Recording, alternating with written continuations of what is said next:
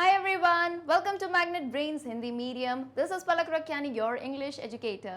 Dear students, जैसा कि आप देख सकते हैं इस वीडियो में हम एक नया टॉपिक पढ़ेंगे ग्रामर का जिसका नाम है डिटरमाइनर्स एंड जिसे आप हिंदी में निर्धारक भी कहते हैं। अब डिटरमाइनर्स क्या होते हैं उसका मैं एक आइडिया दे देती हूँ। डिटरमाइनर्स बेसिकली वो जो किसी चीज को बताएं। अब चीज कौन सी? हाँ भाई, हमारा नाउन जिसके बारे में हम पढ़ते आए हैं। तो पूरे वीडियो में क्या आने वाला है मैं आपको बता देती हूँ। हम पढ़ेंगे what are determiners and determiners कितने टाइप्स के होते हैं। यानी इस पूरे सेशन में आपको आर्टिकल्स, डेमोन्स्ट्रेटिव्स, पोजेसिव्स एंड जो है क्वांटिफायर्स के बारे में जानने को मिलेगा। तो भाई वीडियो के बिल्कुल एंड तक बने रहिएगा ताकि आपके सारे डाउट्स जो हैं क्रिस्टल क्लियर हो जाए। Let's begin with this session without wasting any time. अब भाई इस वीडियो में अलग क्या होगा मैम? तो देखो, हम बचपन से चीज़ें पढ़ते आ रहे हैं। ग्रामर ऐसी चीज़ है, ए एंड द, आर्टिकल, ये सब पढ़ते आ रहे हैं हम। लेकिन मैम हर साल क्यों पढ़ना पड़ता है? हर साल भूल जाते हैं। सो द थिंग इज, पढ़ने की अप्रोच ही गलत है भाई। तुम रटने पे चले थे ग्रामर को। Grammar is just like maths. Maths में क्या करते हो? कॉपी खोल के रटते हो कभी? नहीं मैम, हम क्या करते हैं, हम एक बुक साइड, कॉपी साइड में रखते हैं और पेन लेते हैं और क्वेश्चन लगाते हैं। सिमिलरली इन ग्रामर आपको क्या करना है, आपको कॉन्सेप्ट समझना है एंड उसके बाद आपको सॉल्व करने हैं क्वेश्चंस। सो बिल्कुल इस वीडियो के आखिरी में अपन जो है कुछ क्वेश्चंस भी सॉल्व करेंगे। अब शुरुआत करते हैं डिटरमाइनर से। तो क्या ये कोई बहुत नया टॉपिक है? नहीं। इसे again you guys are studying since your third या फोर्थ क्लास। बस ये आज जो है ना नामकरण आज किया है ना, नाम आज दिया है मैंने। ये वही चीजें हैं, आर्टिकल्स, ए एंड द, जो बचपन में पढ़ते थे। हाँ, an umbrella, an egg, a book, ये सब वही चीजें हैं भाई। क्वांटिफायर्स हैं जो आपको नंबर के बारे में बताते हैं। पॉजेसिव्स हो गए, माय, माइन, ये सब अपन ऑलरेडी पढ़ते रहते हैं। बस आज उनको कैटेगरी में डाल दिया है, क्लासिफाई कर दिया है। ओके, सो बिना किसी देरी के अपन शुरुआत करते हैं एंड सबसे पहले आते हैं एक बेसिक सी डेफिनेशन पे। What is a determiner? So a determiner is a word that modifies, describes और इंट्रोड्यूसेस अ नाउन। मेरी बात को ध्यान से सुनना। डिटरमाइनर क्या होते हैं? ये ऐसे शब्द होते हैं जो किसी नाउन को, नाउन कौन? हमारा भाई संज्ञा, जिसे मैं पहले ही टॉपिक्स में पढ़ा चुकी हूं अच्छे से, है ना। संज्ञा होती है। तो ऐसा कोई शब्द जो संज्ञा को मॉडिफाई करता है या उसे डिस्क्राइब करता है या उसे इंट्रोड्यूस करता है, वो है डिटरमाइनर। अब अगर तुम्हारे दिमाग में सवाल नहीं आया तो भाई बहुत गलत बात है। सवाल जरूर आना चाहिए कि मैम हमने जो है एक चीज और पढ़ी थी, एक पार्ट्स ऑफ स्पीच पढ़ा था जिसका नाम है एडजेक्टिव। याद आया कि नहीं? अगर आपको डिटरमाइनर पढ़ते समय ये सवाल नहीं आया तो बेटा समझ जाना कि आपका पार्ट्स ऑफ स्पीच थोड़ा कमजोर है, आपको वो फिर से पढ़ना चाहिए। क्योंकि अगर अच्छे से पढ़ा हो तो तुम्हें पता है एडजेक्टिव भी तो कुछ ऐसी ही चीज है जिसमें हम नाउन को मॉडिफाई कर रहे थे। कैसे? अगर मैंने कहा गर्ल, गर्ल क्या है? एक नाउन है। मुझे इसे मॉडिफाई करना है। मैंने कह दिया अरे भाई सुंदर लड़की, ब्यूटीफुल गर्ल, तो यहाँ ब्यूटीफुल वर्ड क्या हो गया? एडजेक्टिव। ये क्या कर रहा है? नाउन को मॉडिफाई कर रहा है, उसे डिस्क्राइब कर रहा है। तो बात तो सेम ही है मैम।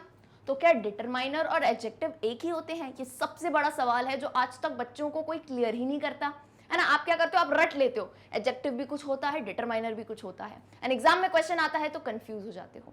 तो अभी ही मैं आपका एक ये बहुत ही बड़ा डाउट क्लियर करूंगी जिसको आप चाहें तो बिल्कुल नोट डाउन कर सकते हैं। सो अब बात ये होती है कि एडजेक्टिव भी नाउन को मॉडिफाई करता है एंड डिटरमाइनर भी लगभग वही काम कर रहा है जो कि हमें डेफिनेशन से समझ आ रहा है।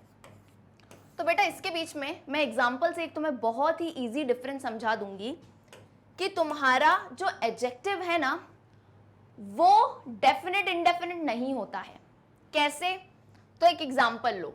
मैंने कहा ओल्ड बुक। जब मैं सिंगुलर बात कर रही हूं, एक वचन, तब मैंने कहा ओल्ड बुक, ठीक है। एंड अगर मैंने डिटरमाइनर यूज किया तो मैंने कहा दिस बुक, ये वाली किताब, ठीक है। दोनों में क्या है? सिंगुलर है। तो पहले में मैंने कहा ओल्ड बुक, दूसरे में मैंने कहा दिस बुक। ओल्ड क्या हुआ? एडजेक्टिव, बुक के बारे में बता रहा है, विशेषता बता रहा है। और दिस बुक क्या हुआ? डिटरमाइनर, अरे ये वाली बुक। क्लियर है? अब कहानी कहां बदलती है देखो। जब मैं बेटा सिंगुलर से प्लूरल में गई, यानी एक वचन से बहुवचन में गई, तो तुम्हें पता है क्या कि यहां पे एडजेक्टिव में कोई बदलाव नहीं आएगा। एक बात बताओ, ओल्ड बुक, ओल्ड बुक्स थोड़ी ना लिखूंगी मैं, अभी भी ये ओल्ड ही रहेगा, चाहे एक किताब हो 100 किताब हो, ओल्ड ही लिखूंगी मैं, इसमें कोई चेंज नहीं आएगा, हमारा एडजेक्टिव वैसा का वैसा रहेगा। लेकिन जब मैंने यहां पे किया बुक्स, तो मैं अब ये नहीं कहूंगी दिस बुक, ये गलत होगा। मैं क्या कहूंगी यहाँ पे, दीज बुक्स, ये किताबें। यानी अगर हिंदी में अपन बोले इस चीज को, हिंदी से समझना और आसान होगा, यह किताब है ना, यह किताब हो गया, एक किताब की अगर हम बात करें, और बहुत सारी किताब यानी क्या, ये किताबें। आई होप दिस इज क्लियर, बात समझ आई। तो एडजेक्टिव में क्या होता है, इररिस्पेक्टिव ऑफ आपका नाउन सिंगुलर है प्लूरल है, वो जो है डेफिनेट इंडेफिनिट नहीं होता, लेकिन डिटरमाइनर जो है नाउन के सिंगुलर प्लूरल होने से चेंज हो सकता है। बात समझ आई, यही बेसिक डिफरेंस है एडजेक्टिव और डिटरमाइनर में। ओके, चलिए भाई, अब डेफिनेशन ये है, अगर एग्जाम में आए अपन लिख सकते हैं, determiners can be used to clarify what a noun refers to, यानी ये बता सकता है कि संज्ञा क्या कहती है। Your car, my car, their car, यानी मेरी कार, उसकी कार, किसकी कार है भाई ये, या फिर व्हील्स हैं तो कितने व्हील्स हो गए, उसमें नंबर बताने में भी ये मदद करता है। अब आगे मेन पार्ट जो हमारा आता है, डिटरमाइनर की डेफिनेशन इतनी थी, अब हम पढ़ेंगे टाइप्स ऑफ डिटरमाइनर्स। सो जितने भी डिटरमाइनर्स हैं उन्हें हम मेनली बेटा इन 4 टाइप्स में डाल सकते हैं, आर्टिकल, डेमोन्स्ट्रेटिव, पोजेसिव, क्वांटिफायर। एक चीज और, कभी भी आपको ऐसे टाइप लिखने हो ना, तो जिस पैटर्न में मैंने यहाँ लिखा है ना, फ्लो चार्ट के फॉर्म में लिखा करो, ताकि एक बार में तुम्हें बिल्कुल याद रहे। एंड इसका एक शॉर्टकट है, इसको ऐसे याद कर सकते हो, ADPQ। फोटोसिंथेसिस में पढ़ते हो ना, बायो में ATP ADP पढ़ते हो, तो बस ADP के आगे Q लगा दो, है ना, ADPQ। A for article, D for demonstrative, P for possessive, Q for quantifier. छोटी सी ट्रिक है, जिसको बिना ट्रिक याद होता है तो बहुत बढ़िया बात है, बस ट्रिक से याद रखो। अब आर्टिकल्स आप सभी को पता है कौन से होते हैं, ए एंड द, वही बचपन से जो पढ़ते आ रहे हैं। दूसरा है डेमोन्स्ट्रेटिव, डेमोन्स्ट्रेटिव यानी जो डेमोन्स्ट्रेट करे किसी चीज को, जैसे this book, that book, these pen, so on and so forth. Possessive, possessive का मतलब क्या होता है, जो चीज हमारे पास हो। जैसे कोई इंसान बहुत पोजेसिव होता है ना, कि यार ये तो जो है ना मेरी बुक है, ये मुझे बहुत प्यारी है, so my book, your book, her book, ये सब हो गए possessive. And last but not the least quantifier, word से ही समझ आ रहा है बेटा, क्वांटिटी, है ना। अभी सिर्फ ऊपर ऊपर से मैं बता रही हूं, अभी एक एक को अपन कवर करेंगे, ठीक है। क्वांटिफायर यानी क्या, जो क्वांटिटी बताए, क्वांटिटी यानी तुम्हें मात्रा बताए, जैसे कोई चीज ज्यादा है, कम है, many, much, more, some, these all come under quantifiers. बात समझ आई, ये डिटरमाइनर्स हैं, 4 काफी मेन हैं, क्योंकि एग्जाम में बहुत क्वेश्चंस बनते हैं इससे। एक चीज और बता दूं, इन क्वेश्चंस में डेफिनेशन बहुत कम आती है ग्रामर में, यूजुअली आपको डू एज डायरेक्टेड आता है, फिल इन द ब्लैंक्स आता है, तो जितनी चीज मैं पढ़ाऊंगी अपन उसको उसी नजरिए से पढ़ेंगे। बात क्लियर है, सभी ने नोट डाउन कर लिए 4 टाइप के हमारे डिटरमाइनर्स। आइए भाई शुरुआत करते हैं हमारे फर्स्ट टाइप से, जिसका नाम है आर्टिकल्स। अब आर्टिकल्स की कहानी कुछ यूं मान लो कि हमेशा से पढ़ते आए हैं, लेकिन कहीं ना कहीं चूक जाते हैं। बेसिक वाले तो समझ आ जाते हैं, लेकिन कुछ शब्द ऐसे होते हैं जिसमें हम गलत आर्टिकल, सोचो बच्चे जो है, तुम तो चलो 9th में हो, इवन जो ना स्कूल से पास आउट हो जाते हैं, उनको भी कभी कभार आर्टिकल में गलतियां मतलब हो जाती हैं उनसे भी भाई। तो इसमें कैसे सुधारें, इस सेशन से बिल्कुल क्लियर हो जाएगा। ए, एन एंड द, अंग्रेजी भाषा में इन 3 आर्टिकल्स को कहा जाता है। तो आर्टिकल जब भी आए तुम्हारे दिमाग में ये 3 शब्द जो है घूमने चाहिए, ए, एन और द। अब आर्टिकल्स को भी हमने 2 टाइप में बांटा है, ये बहुत ही इजी टाइप है, टाइप से घबराया मत करो। टाइप का जो नाम है उसका वही मतलब है। स्टूडेंट्स भी लाइक कि मैम इतने सारे टाइप हम याद कैसे करें, तो मैंने फिर कहा रटना नहीं है, अपन को समझना है, एंड देन उसके बाद अपन को मेमोराइज करना है, जो कि ऑटोमेटिकली हो जाएगा। तो पहले देखो 2 टाइप के तुमको आर्टिकल दिख रहे हैं, एक है इनडेफिनिट आर्टिकल। अब मुझे बताओ हिंदी में इनडेफिनिट का मतलब क्या होता है, अनिश्चित। अरे अनिश्चित का मतलब तो पता है ना, इसमें रटना क्या है। अनिश्चित मतलब ऐसी कोई चीज जिसका कोई निश्चित ही रूप नहीं हो। तो जो हमारे ए और एन है, ए और एन है, ये होते हैं इनडेफिनिट आर्टिकल, यानी ये ऐसी संज्ञा के पीछे लगते होंगे, हम इतना अनुमान लगा सकते हैं कि जो निश्चित नहीं हो। बात क्लियर है। दूसरा क्या है, डेफिनिट, यानी निश्चित जो है हमारा आर्टिकल। अब निश्चित में क्या है, द आ गया, THE द, ये बेसिक क्लियर है? तो अगर तुम्हें क्वेश्चन आ जाए इनडेफिनेट आर्टिकल में कौन सा आएगा और डेफिनेट में, आई होप बता सकते हो। बात क्लियर है कि नहीं? चलिए अब इस एक एक को जो है अपन स्टडी करते हैं। सबसे पहले आता है यूज ऑफ इनडेफिनेट आर्टिकल, यानी अनिश्चित आर्टिकल का प्रयोग।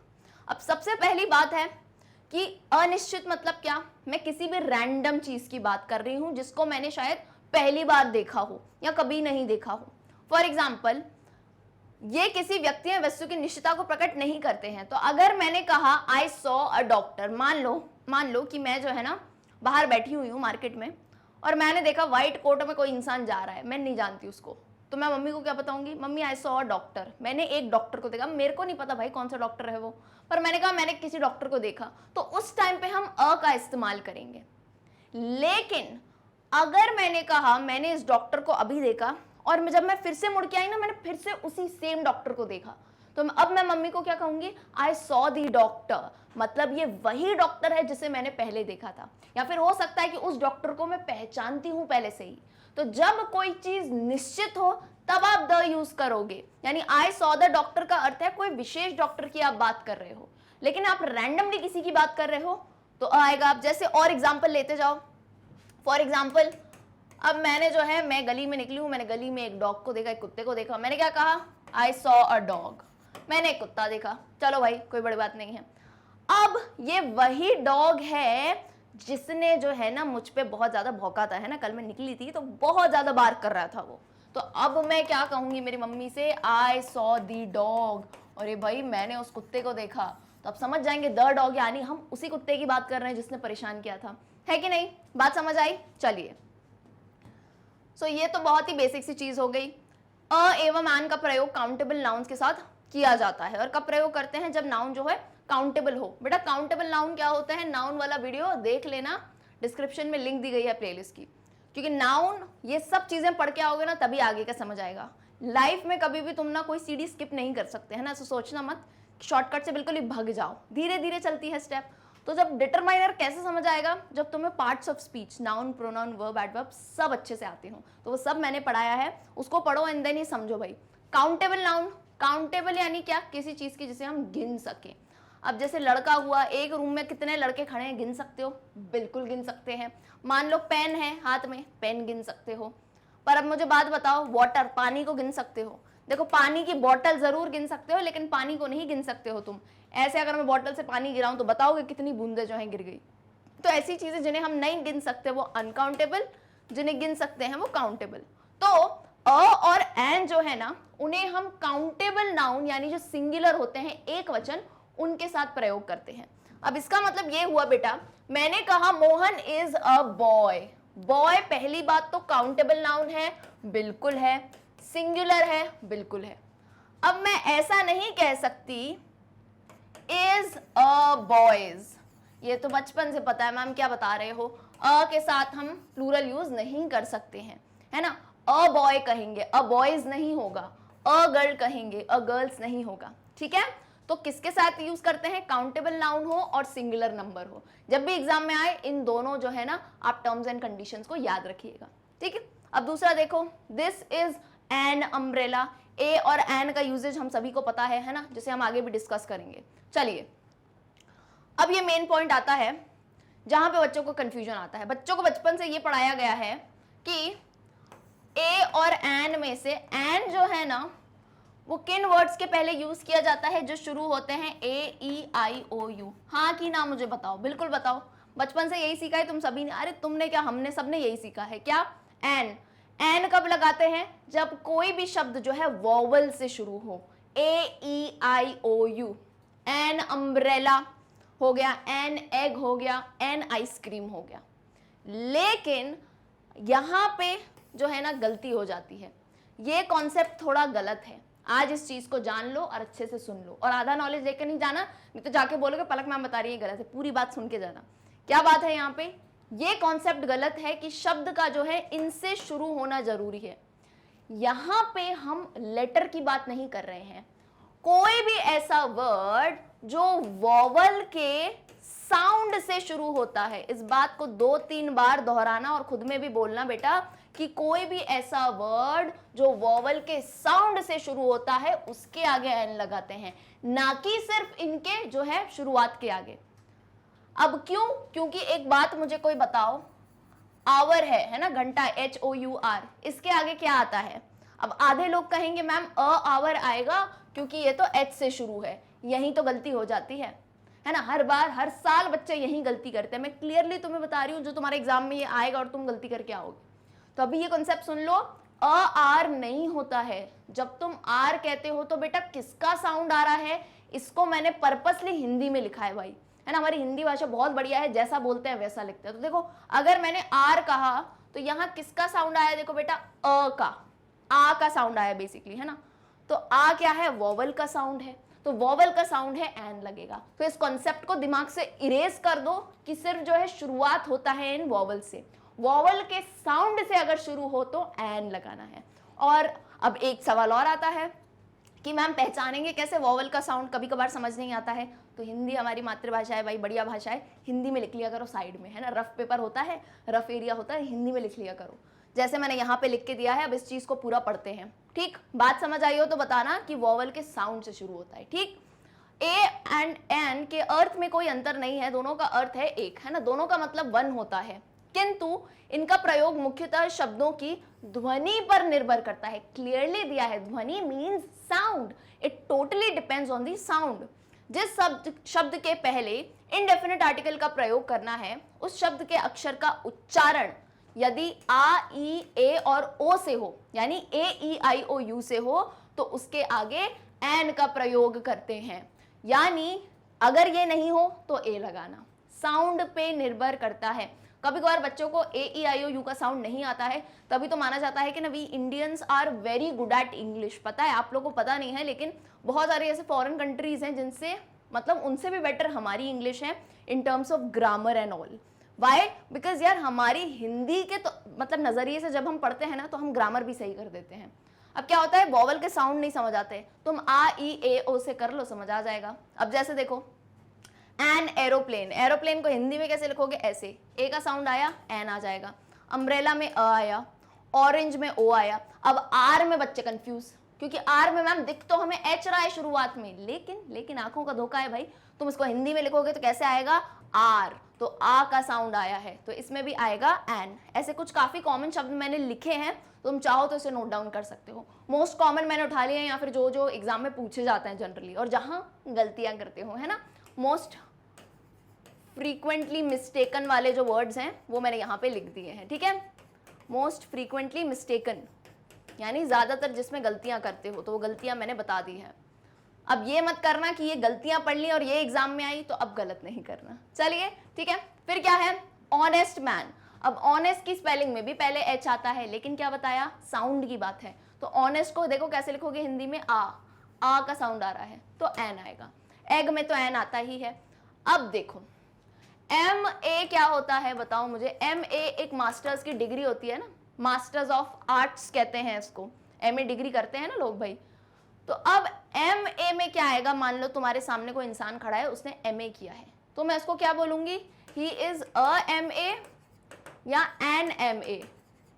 तो अब जो वर्ड देखेगा तो कहेगा मैम अ आएगा, लेकिन ये गलत है, क्योंकि एम ए में फिर जो है ए का साउंड आ रहा है। देखो एम में ए का साउंड आ रहा है, तो यानी क्या होगा, इसमें एन एम ए आएगा, एन एयर आएगा, एन एल एल बी, मतलब किसी के पास एल एल बी डिग्री हो, लॉयर साहब हो कोई, तो उनको क्या बोलोगे, he is an L L B. A L L B नहीं होगा, क्योंकि जब तुम एल लेटर को हिंदी में लिखोगे तो कैसे लिखते हो, ए और एल करके, है ना। ये हिंदी में लिखने आता है कि नहीं, देखो एक भाषा तो अच्छे से आ लो, है ना। अगर तुमको हिंदी पढ़ते हो तो हिंदी भी अच्छे से पढ़ो, हिंदी पे कमांड होना चाहिए। कुछ बच्चे नहीं भाई हम जो है सिर्फ अंग्रेजी पढ़ेंगे, सिर्फ इंग्लिश पढ़नी है, लेकिन बेटा इंग्लिश पढ़ने के लिए भी तुम्हारी हिंदी जो है स्ट्रांग होनी चाहिए, बिकॉज काफी सारा ग्रामर हिंदी से भी रिलेटेड है, राइट। चलिए एन एल एल बी हो गया, एन एस पी हो गया, एन ऑनरेरी, ठीक है, क्लियर है ये। चलिए और भी है, N honourable. F I are file करते हैं जब अपन पुलिस थाने में, तो क्या होगी, an F I R. NRTE, बस अब तो मैं तुम्हें दुनिया का कोई भी वर्ड दे दूं तुम बता दोगे क्या आएगा। क्यों? क्योंकि अब तुम्हें पता है मैम ने क्या बताया है कि जो भी पहला लेटर हो उसको हमको हिंदी में लिखना है। अब जैसे R है तो ऐसे लिख दिया, L है तो ऐसे लिख दिया, और साउंड हमने देख लिया। बात क्लियर है? ये कॉन्सेप्ट याद रखोगे हमेशा। चलिए अब नेक्स्ट देखो, a boy, a woman, a union. अब यहाँ पे देखो, यहाँ गलती करेंगे, यूनियन किससे शुरू है? यू से शुरू है, एंड मैम ये तो वॉवल में आता है AEIOU, तो इसके आगे हम एन लगा के आ जाएंगे और गलती कर लेंगे। बिल्कुल नहीं करना है भाई। यूनियन को जरा हिंदी में लिखो, सिर्फ एक कॉन्सेप्ट तुमको बता रही हूँ, इस पे चलो, फुल मार्क्स आएंगे। यूनियन साउंड कैसा आ रहा है? यू का। यू वॉवल साउंड है? बिल्कुल नहीं है, तो अ यूनियन आएगा। यूनियन यानी संगठन को हम कहते हैं। बात क्लियर हुई? चलिए, अ यूनिवर्सिटी, देखो यूनिवर्सिटी भी यू से आता है। अब यूरोपियन, कोई यूरोप में रहता है तो उसे हम क्या कहते हैं? यूरोपियन। तो यूरोपियन में क्या हम एन लिखेंगे? बिल्कुल नहीं। ऑल्दो यहाँ ई से बिगिनिंग है, बट साउंड किसका आता है? यू का आता है। होल में क्या आएगा? A hole, a 1 rupee coin. अब अगेन 1 का ओ तो वॉवल है, लेकिन साउंड कैसा आ रहा है? व, तो व में हम क्या लिखेंगे? अ 1 रुपी नोट। एंड लास्ट क्या है? A unique. यूनिक क्या है भाई? य का साउंड है फिर से। ठीक है, बात क्लियर है? चलिए भाई, तो उम्मीद करती हूं इसके बाद तो तुम कभी भी जो है ए और एन में गलती नहीं करोगे। नेक्स्ट हम आते हैं, कुछ ऐसे केसेस भी होते हैं जब इनडेफिनिट आर्टिकल को यूज नहीं किया जाता है। The indefinite article is not used when, कब प्रयोग नहीं किया जाता है? नंबर 1, ये तो मैं बता चुकी हूं तुमको पहले ही, जब जो है प्लूरल नाउन के पहले इनडेफिनिट आर्टिकल का प्रयोग नहीं करते हैं। प्लूरल यानी बहुवचन, और ये तो मुझे लगता है बचपन से पता है, पर बस मेरी ड्यूटी थी कि मैं तुम लोग को फिर से रिकॉल करा दूं। This is a boy, these are boys. देखो इसके आगे हमने कहीं भी अ नहीं लगाया है। A cow gives milk, cow give milk, यानी वही बात है कि हमें जो है बहुवचन के आगे हमें कहीं भी इंडेफिनिट आर्टिकल नहीं लगाना है, ये सभी को पता है। ओके, चलिए दूसरा, अनकाउंटेबल नाउन के साथ इंडेफिनिट आर्टिकल का प्रयोग नहीं करते हैं। अनकाउंटेबल यानी क्या? जिसे बेटा तुम गिन नहीं सकते। बेसिक सी बात है यार। अब तुम मिल्क ले लो, मिल्क थोड़ी ना गिन सकते हो। अ मिल्क कभी नहीं कहोगे, है ना? अ मिल्क कभी नहीं कहोगे, मिल्क कहोगे नॉर्मली। अब हाँ, आता है कुछ महारथियों का प्रश्न कि मैम मिल्क का पैकेट हुआ तो, हाँ फिर कह सकते हो भाई। अरे पैकेट तो गिन सकते हो ना, थोड़ा कॉमन सेंस लगाओ बेटा अपना। पैकेट है उसे तो गिन सकते हो, 5 पैकेट हुए, 10 पैकेट हुए, लेकिन उसके अंदर का मिल्क थोड़ी ना तुम गिनोगे, उसको नॉर्मली मिल्क कहते हैं। नाउ अगेन मैं बताती हूँ कौन से टाइप के स्टूडेंट आते हैं जो कहते हैं मैम पैकेट में तो दिया है 1 लीटर मिल्क, उन्होंने कैसे गिना? तो लीटर इज नॉट काउंटिंग। तुम काउंटिंग समझते हो क्या होती है? यहाँ मैंने आंखों से देखा और मैं गिन सकती हूँ, चाहे मुझे 2-3 घंटे लगे पर मैं गिन सकती हूँ। लेकिन litre is basically a measurement जो किसी इंस्ट्रूमेंट से किया जाता है ना? किसी इंस्ट्रूमेंट से आप नापते हो, है ना? मान लो आपने एक बहुत कप लिया है जो मेजरमेंट कप होता है, तो आप उससे नापते हो, उसमें भी तुम दूध अंदर का नहीं गिन सकते।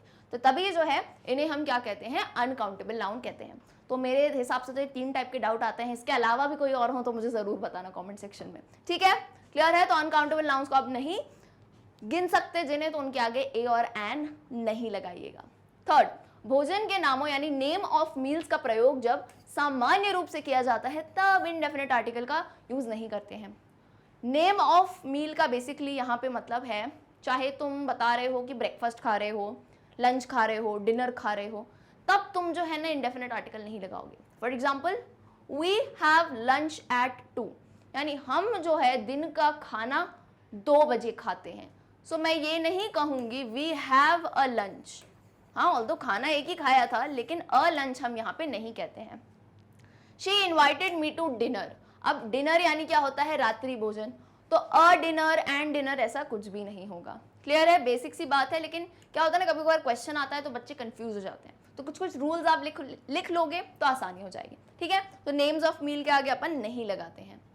नोट, किंतु यदि भोजन के नाम के पहले कोई एडजेक्टिव हो या भोजन के विशेष रूप से किसी सामान में या किसी अवसर को मनाने की जो है दिया जाए, तब इंडेफिनिट आर्टिकल लगाते हैं। कैसे? तो यहाँ पे अपन एग्जाम्पल से समझेंगे। कभी भी अगर कोई भी ऐसा भोजन हो जो सेलिब्रेशन के तौर पे यूज किया जाए, for example she was invited to a dinner given to welcome the new vice chancellor. अब देखो मैंने ये सेंटेंस क्यों पढ़ा, क्योंकि ये रिलेटेबल है। She invited me to dinner, उसने मुझे खाने पे बुलाया, नॉर्मली बुलाया, मैंने नहीं बताया क्यों बुलाया है। लेकिन अगर किसी सेलिब्रेशन की बात चल रही हो, she was invited to a dinner given to welcome the new vice chancellor, तो ये एक वेलकम पार्टी है।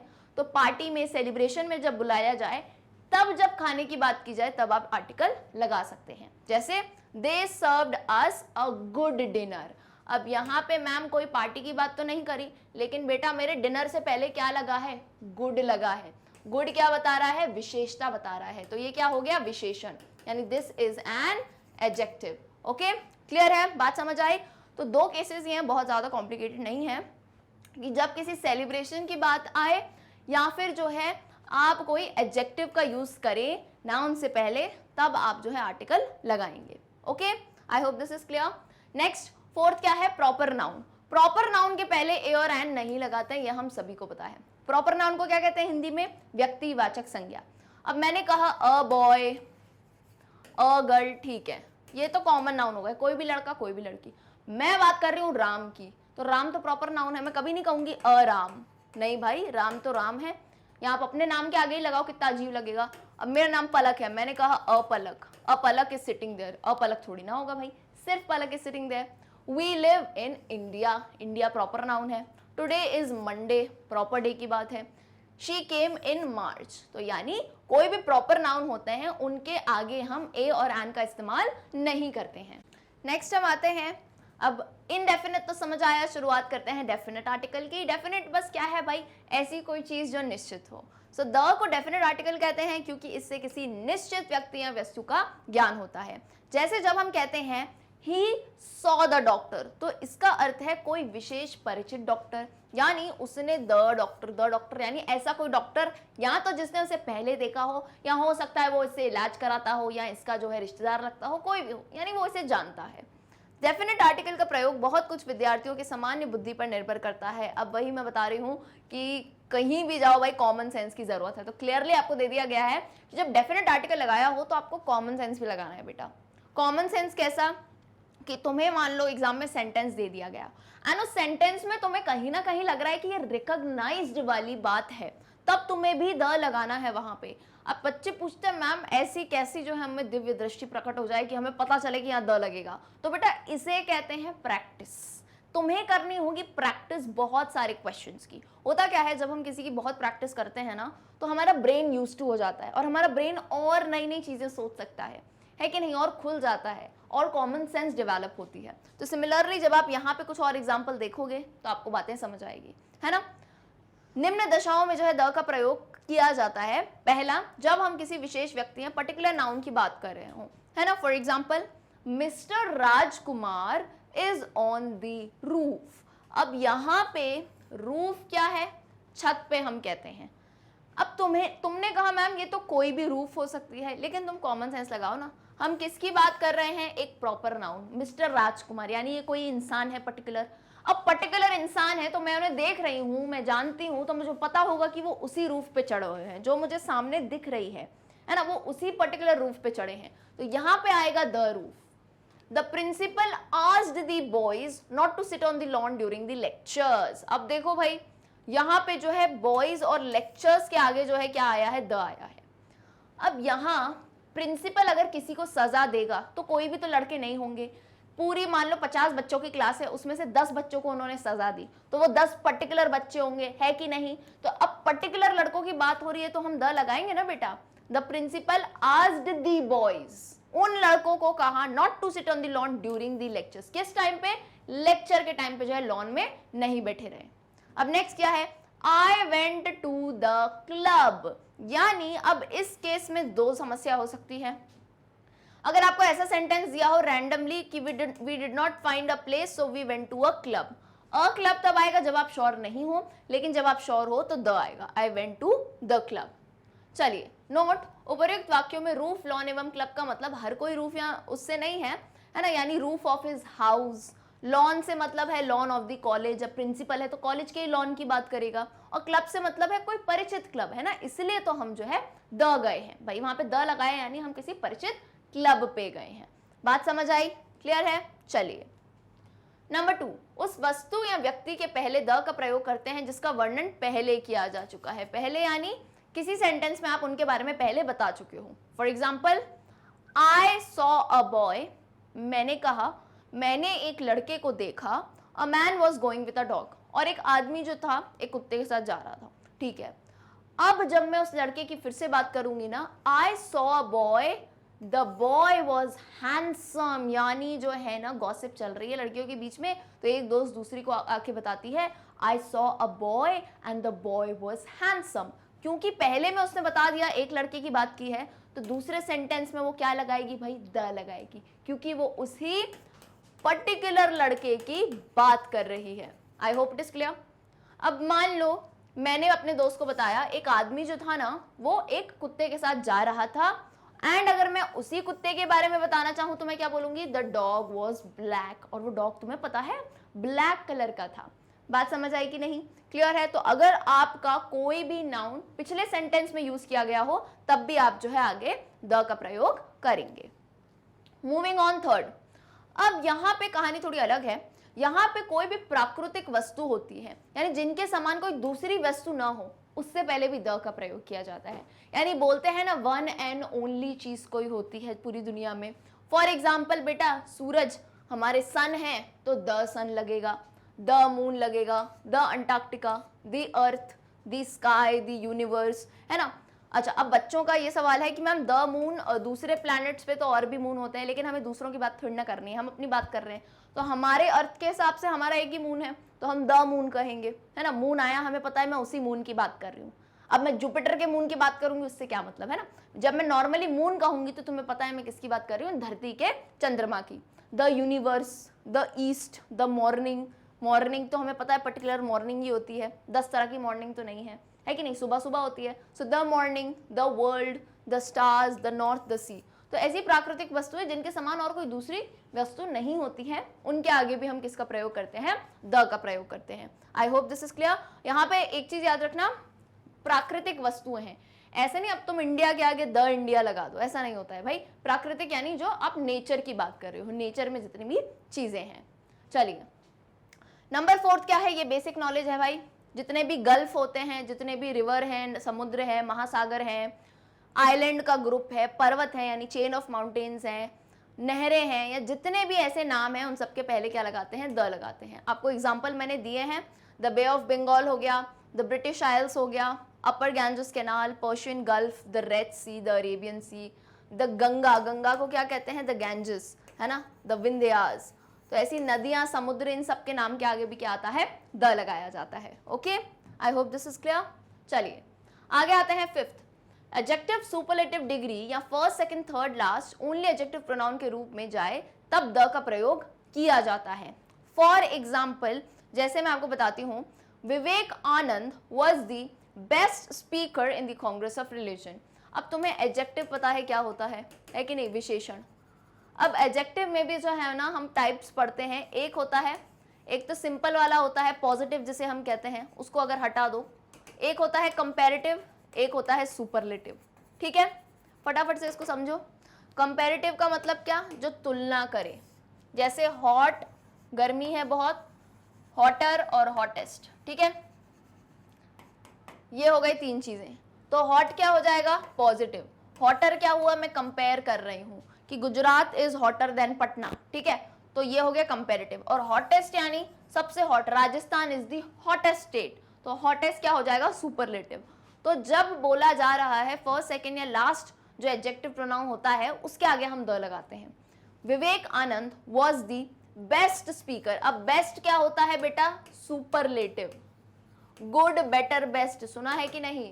Good, better, best. तो बेस्ट क्या है? सुपरलेटिव डिग्री है, तो इसके आगे हम द का प्रयोग करेंगे। It was the first boy who got the first division. यहां पे देखो, अब हम पोजिशन बताएंगे फर्स्ट पे, तब जो है हम द का इस्तेमाल करेंगे। AIDS is the worst modern disease. Worst क्या है बेटा? सुपरलेटिव डिग्री है। एड्स क्या है? अब तक का जो मॉडर्न डिजीजेस में सबसे बदतर, सबसे बुरा जो है डिजीज है। He was the only man to turn up. तो ओनली आया है यहाँ पे, इसलिए हम द का प्रयोग करेंगे। तो कौन सी चीजें हैं? Superlative adjective, first, second, third, last, only, इन वर्ड्स के पहले भी हम द का प्रयोग करेंगे। आप जरूर इनको नोट डाउन कर लीजिए, क्योंकि अभी पढ़ेंगे तो हो सकता है बेटा भूल जाओ, तो उसको थोड़ा आपको जो है ना रिवाइज और रिकॉल करना पड़ेगा। वीडियो को जो है बार बार देख सकते हैं। बात क्लियर है? चलिए नंबर 6, जब कोई सिंगुलर नाउन संपूर्ण जाति का प्रतिनिधित्व करे तब भी द लगाया जाता है। यानी कैसे? For example, the rose is a beautiful flower. अब तुम कहोगे मैम रोज तो एक ही है, तो आपने अ क्यों नहीं लगाया?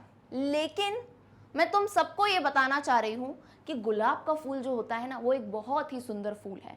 तो यहाँ पे जब मैंने एक गुलाब की बात करी, तो वो अपनी पूरी प्रजाति के लिए बता रहा है ना कि भाई मेरे जितने भी भाई बहन गुलाब हैं वो सब बढ़िया फूल हैं। सो जब हम एक हमारा सिंगुलर नाउन पूरी जाति का जो है बोलते हैं ना, किसी प्रतिनिधित्व करता है, कोई स्टैंड करता है, तो उसके आगे भी हम द लगाते हैं। जैसे atom can release immense energy, यहां हमने लिखा है द एटम। तो एटम क्या बताता है कि इसके जैसे जितने भी एटम्स हैं वो बहुत ज्यादा जो है एनर्जी रिलीज कर सकते हैं। जैसे एटॉमिक बम वगैरह कैसे बनते हैं बेटा, एक एटम से होते हैं, इतना सा छोटू सा एटम इतने बड़े धमाके करता है। सो ओवर हियर हम क्या बताना चाह रहे हैं कि जो एटम है वो खुद सिंगुलर है, लेकिन वो पूरी जाति के बारे में ऐसे नहीं खड़ा है बिल्कुल राजा की तरह कि मैं बता रहा हूं पूरी जाति के बारे में, तब जो है हम द का प्रयोग करते हैं। बात क्लियर हुई कि नहीं? चलिए अब तो आर्टिकल्स तो भाई होते हैं खत्म हमारे। उम्मीद करती हूँ जो इतना टाइम टेकिंग अपन ने लिया है, मतलब जितना टाइम लिया है उतने में आपको चीजें समझ आई होगी, है ना। तो अब गलतियां नहीं करोगे, तो शुरुआत करते हैं हमारे दूसरे टॉपिक की, जो है डेमोन्स्ट्रेटिव्स। डेमोन्स्ट्रेटिव डिटरमाइनर्स, जिन्हें हम डेमोन्स्ट्रेटिव एडजेक्टिव भी कहते हैं ट्रेडिशनल यानी पुरानी ग्रामर में, ये कौन से होते हैं? This, that, these, those. तो मैंने तुम्हें कहा डिटरमाइनर और एडजेक्टिव क्लोजली रिलेटेड हैं। ट्रेडिशनल यानी होता है ना जीवन में एडवांसमेंट आती है, तो बेटा इंग्लिश ग्रामर में भी एडवांसमेंट आई है। ट्रेडिशनल ग्रामर में ये डेमोन्स्ट्रेटिव एडजेक्टिव के तौर पे माने जाते थे, अब इन्हें डेमोन्स्ट्रेटिव्स कहा जाता है। कौन से होते हैं? This, that, these and those. तो ये क्या करते हैं? ये बताते हैं कि आपका संज्ञा या सर्वनाम स्पीकर के रिश्ते में कहाँ है, यानी यहां है, वहां है, उधर है। बात बहुत ही सिंपल है। This and these define close thing. अगर मैंने कहा दिस पेन, ये जो मेरे हाथ में है, बोलो यार ये तो मैम के बहुत ही पास है, ये तो यहीं पे रखी है, ये दिस पेन हो गई। अगर मैं वहां पे एक पेन रखी है टेबल पे, तो मैं ऐसे क्या कहूंगी? That pain. तो ये क्या बता रहा है? स्पीकर यानी मैं और नाउन यानी पेन के बीच में रिश्ता, कि दोनों कहाँ हैं एक दूसरे से डिस्टेंस में, पास है या फिर दूर है। दैट एंड दोस क्या बताते हैं? Distant thing. डिस्टेंट यानी क्या? दूर रखी हुई चीजों के बारे में। सबसे बढ़िया एग्जाम्पल मैं आपको देती हूँ इस एक पिक्चर से, जो कि बहुत ही आसानी से समझ आ जाती है। इस पिक्चर को देखो, यहाँ पे जो है ना हम एप्पल की बात कर रहे हैं, सेब की बात कर रहे हैं। अब देखो, जब यहाँ पे एक सेब रखा गया है और ये उंगली से देखो कितना पास है, तो मैं इसे क्या कहूंगी? This Apple. इसे मैं क्या कहूंगी? This Apple. ये एक एप्पल है, ठीक है, मैं इस एप्पल की बात कर रही हूँ। लेकिन अगर इसी एप्पल को मैंने खसका के थोड़ा और दूर रख दिया, तो मैं क्या कहूंगी? That Apple. क्या कहूंगी? दैट एप्पल, वो वाला एप्पल।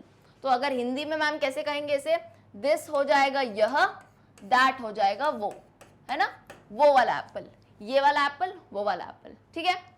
नेक्स्ट है, अब अगर यहाँ पे एप्पल की जगह हम दो एप्पल रख दे, तो ये क्या हो जाएगा? एप्पल्स, विच मीन्स हम बहुवचन प्लूरल की बात करें तो कहानी बदल जाएगी। अब मैं दिस एप्पल्स नहीं कहूंगी, मैं क्या कहूंगी? दीज एप्पल, यानी ये वाले सेब। ओके, एंड इन दोनों एप्पल को उठा के मैंने दूर रख दिया, तो क्या हो जाएगा? Those Apple. समझ आया पिक्चर से? बहुत ही आसान सी बात है। पास हुआ तो दिस और दीज, दूर हुआ तो दैट और those. I hope it is clear. चलिए, तो कुछ एग्जाम्पल्स हैं। दिस शार्क इज डेंजरस, यानी ये वाली शार्क डेंजरस है। दैट वन लुक्स वरिड, वो इंसान जो है मुझे बहुत चिंतित दिख रहा है। दोज एप्पल्स लुक टेस्टी, यानी वो जो एप्पल्स रखे हैं बहुत ही स्वादिष्ट लगते हैं। Okay, I hope it is clear. तो डेमोन्स्ट्रेटिव क्या बताते हैं? स्पीकर और नाउन के बीच में क्या दूरी है वो बताते हैं, है ना। दिस, दैट, दीज, दोस, ये 4 वर्ड्स हैं जिन्हें आपको याद रखना है। ओके, अब नंबर 3 आते हैं। देखिए, आर्टिकल्स ही एक ऐसा था जिसमें बहुत टाइम लगता है, क्योंकि होता है ना कभी कभार बेसिक चीजों में वक्त लग जाता है, तो उसको अगर समझ लिया, कहानी बहुत ही सिंपल है। डेमोन्स्ट्रेटिव हम समझ गए। अब थर्ड आता है पजेसिव। पजेसिव वर्ड का मतलब तुम्हें पता है? पजेसिव कौन इंसान होता है? जिसको बहुत प्रिय होती हैं अपनी चीजें, मेरा, तेरा, तुम्हारा, है ना, उन सबका, ऐसे जो करता है। तो पजेसिव बेसिकली वही डिटरमाइनर्स होते हैं जो बताते हैं my, your, his, her, its, our, their and whose. So possessive determiner sits before a noun to show who or what owns it. तो यहाँ पे possessive बेसिकली क्या बताता है? ओनरशिप। अरे ओनरशिप होती है ना, गाड़ी लेते हैं, मान लो पापा ने गाड़ी ली, तो पापा ने गाड़ी मान लो जो है मम्मी के नाम पे ले ली, तो मम्मी की ओनरशिप हो गई। घर की जमीन है आपके दादाजी के नाम है, तो उनकी ओनरशिप हो गई। तो पजेसिव वही है, ये ऐसे डिटरमाइनर हैं जो बताते हैं कि संज्ञा या सर्वनाम को कौन ओन करता है। अगर मैंने कहा कार, तो किसकी कार भाई? योर कार, तुम्हारी कार। मैंने कहा बोर्ड, किसका बोर्ड भाई? देयर बोर्ड, मतलब स्कूल वाले हैं उनका बोर्ड होगा। तो इस टाइप से जब हम बताएं कौन सी चीज किसकी है, उसे हम कहते हैं पजेसिव। एग्जाम्पल्स देख लो। Ayush forgot his bag at home. Ayush जो है क्या भूल गया? नाउन क्या हो गया अपना यहाँ पे? बैग हो गया। किसका बैग? His bag. आयुष अपना बैग जो है घर पे भूल गया। रिया said that her parents would be home by 6 in the morning. तो रिया ने क्या कहा? हर पेरेंट्स, किसके पेरेंट्स की बात कर रही है? खुद के पेरेंट्स की।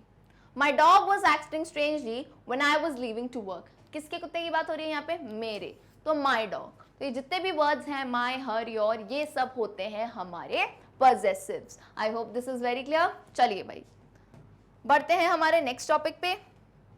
Number 4 and the last topic that is quantifiers. अब क्वांटिफायर्स उम्मीद करती हूँ वर्ड सुनते ही समझ गए होगे बेटा। ये आपको क्या बताता है? हमारे नाउन की या हमारे सर्वनाम की क्वांटिटी या फिर मात्रा। So any determiner that refers even loosely to an amount of quantity that can be classified as a quantifier. तो क्वांटिफायर में दोनों चीजें आ सकती हैं, आपके नंबर भी आ सकते हैं और अनडिफाइंड भी आ सकते हैं। तो क्वांटिफायर भी दो टाइप के होते हैं, एक डिफाइंड और एक अनडिफाइंड। जैसे 1 डॉग, 2 डॉग, ये भी क्वांटिफायर हैं। एंड कुछ ऐसे होते हैं जो अनस्पेसिफिक हो, जैसे मैनी, सम, ये सब क्या है? तुम्हें एग्जैक्ट नंबर नहीं बताते हैं लेकिन एक आइडिया देते हैं। अगर मैंने कहा, मान लो मैं अपनी गली से निकल रही हूँ, वहाँ बहुत सारे डॉग्स खड़े हैं। अब यार इतनी घबराहट में मुझे डॉग्स गिनने का टाइम तो नहीं रहा। मैं घर आई, मैंने भाई को बताया कि there are many dogs outside. कहता है कितने नंबर में? मैंने कहा मैनी, तो वो समझ जाएगा ना बहुत सारे हैं। लेकिन अगर बहुत कम कुत्ते हुए तो मैं उसे क्या कहूंगी? There are some dogs. तो मैंने सम और मैनी कहा तो तुम्हारे दिमाग में एक इमेज बनी ना। जैसे ही मैंने कहा सम, अच्छा थोड़े। मैंने कहा आई हैव सम मनी, तो ठीक है थोड़े पैसे होंगे। I have lots of money, तो यानी बहुत सारे पैसे हैं। अब मैं एग्जैक्ट टाइप नहीं बता रही। अब मैं बाहर गई, मेरे को टाइम मिला, मैंने कुत्ते गिन लिए कितने हैं, तो मैंने कहा देयर आर 5 डॉग्स, ये एग्जैक्टनेस हो गई। There is 1 dog. So that's how जो है ना क्वांटिफायर जो है डिफर करते हैं। एंड ये जो है काफी कॉमन क्वांटिफायर हैं, एनी, ऑल, मैनी, मच, है ना, ये सब जो है काफी कॉमन यूज किए गए क्वांटिफायर्स हैं। एग्जाम्पल देखो, I saw a few people in the programme. अब फ्यू का मतलब क्या होता है? कुछ। मैं बैठ के लोग तो नहीं गिनूंगी लेकिन अंदाजा दे सकती हूँ आपको कि आई सॉ फ्यू पीपल, मैंने प्रोग्राम में कुछ लोगों को है देखा। Jack has many friends here. Jack को जो है काफी सारे दोस्त यहाँ पे हैं। I have written articles on several topics, यानी मैंने जो है आर्टिकल काफी ज्यादा विषयों पे लिखा है। Jeff went to many places regarding this project. तो जेफ जो है काफी सारी जगह गया है इस प्रोजेक्ट को लेके। ओके, बात समझ आई कि नहीं? तो ये सब क्या है? ये सब भी क्वांटिफायर्स है एंड नंबर भी जो है वो भी क्वांटिफायर्स के अंडर ही आएंगे। आई होप दिस इज क्लियर। चलिए एक चीज मैं और बताना चाहूंगी छोटी सी यहाँ पे क्वांटिफायर में, मैनी और मच। यूजुअली बच्चे जो है ना इसमें गलती करते हैं, ये दोनों ही क्वांटिफायर होते हैं, लेकिन मैनी जो है ना वो कब यूज किया जाता है मैं आपको बताती हूँ। एक है मैनी, एक है मच। बेटा मैनी अपन यूज करते हैं काउंटेबल नाउन के साथ। काउंटेबल नाउन यानी क्या? ऐसी संज्ञा जिसे आप गिन सकते हैं। और मच हम यूज करते हैं अनकाउंटेबल नाउन के साथ, क्योंकि इन दोनों पे बहुत सारे क्वेश्चन बनते हैं एग्जाम्स में, तो ये आपको जानना जरूरी है। ओके, जैसे मैंने कहा there are many dogs on the street, यानी स्ट्रीट पे जो है काफी सारे डॉग्स खड़े हैं। ठीक है, तो अब तुम्हें इतना तो पता है कि तुम डॉग्स को गिन सकते हो कि नहीं? है ना। बोलो मैम डॉग्स तो हम गिन सकते हैं, बिल्कुल सही बात है। तो इस प्लेस पे हमने क्या यूज किया है, मैनी यूज किया है। बात समझ आई। अब अगर अपन किसी अनकाउंटेबल नाउन की बात करें तो मैंने कहा there is much water in the glass. अब मुझे एक बात बताओ, पानी को गिन सकते हो? नहीं मैम, पानी को कैसे गिनेंगे? तो मैंने यहाँ पे क्या कहा, देयर इज मेनी वाटर नहीं कहा, मैंने कहा there is much water. Much का मतलब क्या होता है, काफी। तो मेरा कहने का मतलब हुआ कि भाई ग्लास में काफी पानी है, तुम पी सकते हो। बात समझ आई। तो मैनी यूज करेंगे काउंटेबल नाउन के साथ, मच यूज करेंगे अनकाउंटेबल नाउन के साथ। I hope this basic difference is very clear. Okay, so अगर ये चारों टॉपिक समझ आए हो तो भाई अब हम करेंगे अपनी testing. We will solve a few questions. क्या करना है, complete the sentences given below with the suitable determiners given in bracket. आपको कुछ सेंटेंस दिए हैं और ब्रैकेट में ऑप्शन दिए हैं, कौन सा ऑप्शन बिल्कुल सही बैठेगा वो आपको आंसर बताना है। Number 1, Meg used dash sketch pens to complete her project। अब Meg एक लड़की का नाम है, उसने जो है डैश स्केच पेन्स यूज किए। दिस या दीज में से क्या आएगा? तो वी ऑल नो ये दोनों डेमोन्स्ट्रेटिव हैं, दिस और दीज। अब तुम्हें पता है दिस का इस्तेमाल करते हैं हम सिंगुलर नाउन में, एक वचन में। जैसे मैंने कहा this pen, this book, this apple. These का यूज करते हैं बेटा हम प्लूरल यानी बहुवचन में, जब मैं कहूंगी दीज एप्पल्स, दीज पेन्स। तो अब तुम अपना दिमाग लगाओ, यहाँ क्या लिखा है, नाउन स्केच पेन्स। पेन्स का मतलब क्या हुआ, बहुवचन। तो बहुवचन के टाइम हम क्या लगाएंगे, दीज। तो करेक्ट आंसर क्या आएगा यहाँ पे, Meg used these sketch pens to complete her project। बात समझ आई। अच्छा, ग्रामर में एक और चीज, जब क्वेश्चन सॉल्व करते हो ना तो ये मत सोचो करो फिलअप है 2 मिनट में निपटा दूंगा। 2 मिनट के कारण में जो है तुम कितने सारे क्वेश्चन गलत कर देते हो। 2 मिनट एक्स्ट्रा ले लिया करो, है कि नहीं। पढ़ा करो 2 सेकंड के लिए, बस सही तो है, तुम क्वेश्चन गलत कर ही नहीं सकते ग्रामर के, बहुत ही बेसिक है। बात समझ आई। चलिए दूसरा करते हैं। I had dash rice today। Enough या ऑल। हैड मतलब क्या, खाया। मैंने जो है चावल खाए, कितने चावल खाए। ऑल का मतलब क्या हुआ, जब तुम किसी चीज को गिन पाओ। तुम बैठ के चावल के दाने तो नहीं गिनोगे बेटा, तो तुम क्या कहोगे, इनफ। इनफ यानी मैंने आज जो है काफी चावल खा लिया, होता है ना, आज बहुत सारा खा लिया, तो I had enough of rice today. Okay, so यहाँ पे क्या आएगा, enough. Next, dash picture was painted by Picasso. अब यहाँ पे क्या है, वर्ड दैट है, दोज है। अब तुम्हें फिर से पता है दैट किसके लिए यूज करते हैं हम, सिंगुलर नाउन के लिए यूज करते हैं, and those we use for plural noun. So again यहाँ पे देखो, पिक्चर क्या है बेटा, एक वचन है यानी सिंगुलर है, तो हम क्या कहेंगे, दैट। तो यहाँ हमारा आंसर हो जाएगा that picture was painted by Picasso. I hope this is clear. मैं तुम्हारे साथ साथ में, इसलिए मैं देखो 2 मिनट में तुमको आंसर बता के भग सकती थी, लेकिन मैं क्या कर रही हूँ, मैं साथ में सॉल्व कर रही हूँ, ताकि एग्जाम में ऐसा या कैसा भी क्वेश्चन आए तो तुम्हें अप्रोच आनी चाहिए कि क्वेश्चन कैसे सॉल्व किया जाता है। आते हैं क्वेश्चन नंबर 4 पे। The book belongs to dash, her या फिर हर्स। अब मुझे एक बात बताओ, यहाँ पे बुक क्या है बेटा, सिंगुलर है। क्या है, बुक सिंगुलर है, तो सिंगुलर में हर यूज करोगे या हर्स यूज करोगे। मैम हम जो है यहाँ पे हर यूज करेंगे। The book belongs to her, ये किताब उसकी है। Number 5, can you give me dash notebook. Can you give me the आएगा या एन आएगा। तो बहुत ही बेसिक सी बात है, एन का हम इस्तेमाल कब करते हैं, जब कोई भी वर्ड जो है वोवल के साउंड से शुरू हो। तो नोटबुक में क्या वोवल का साउंड आ रहा है, आइए पता लगाते हैं। शॉर्टकट नहीं मारना, पता लगाओ। नोटबुक को हिंदी में कैसे लिखोगे, नोटबुक। तो भाई पहला लेटर क्या है, न है। न इनमें से किसी का साउंड आता है, नहीं आता है, तो एन नहीं आएगा, यहाँ पे क्या आएगा, द आएगा। So the answer is can you give me the notebook. तो यानी यहाँ पे मैं क्या कर रही हूँ, किसी डेफिनेट बुक की बात कर रही हूँ कि पर्टिकुलर नोटबुक रखी है, मुझे यही वाली चाहिए। So can you give me the notebook.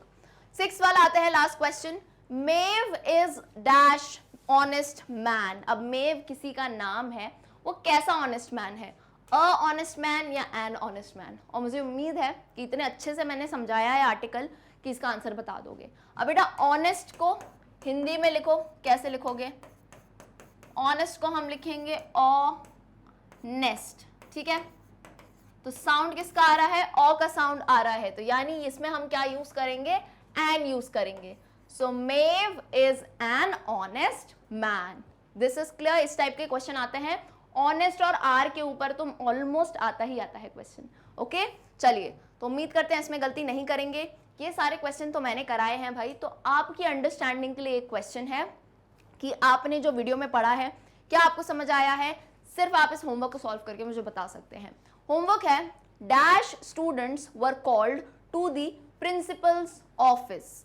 इस सेंटेंस में एनी आएगा या सम आएगा, आपको बताना है। ये एक टाइप का क्वांटिफायर है। कहाँ बताओगे बेटा? नीचे जो कमेंट सेक्शन है वहां पे सिर्फ आपको होमवर्क लिख के इन दोनों में से वर्ड बताना है, एनी आएगा या सम आएगा। दैट्स इट, एंड मैं आपका होमवर्क वहीं पे आके चेक करूंगी। सो फटाफट से जो अपने आंसर बता दो। Alright, and with this we end a wonderful session of जो हमारा बढ़िया सा टॉपिक रहा है भाई डिटरमाइनर्स का। उम्मीद करती हूँ आपके सारे डाउट्स जो है क्रिस्टल क्लियर हो गए होंगे। कुछ डाउट रहता भी है तो आप मुझसे ज़रूर से पूछ सकते हैं। वीडियो को लाइक एंड अपने सभी दोस्तों के साथ शेयर ज़रूर करिए। बने रहिए हमारे साथ मैग्नेट ब्रेन्स हिंदी मीडियम पे। See you all in the next session. Till then, good bye.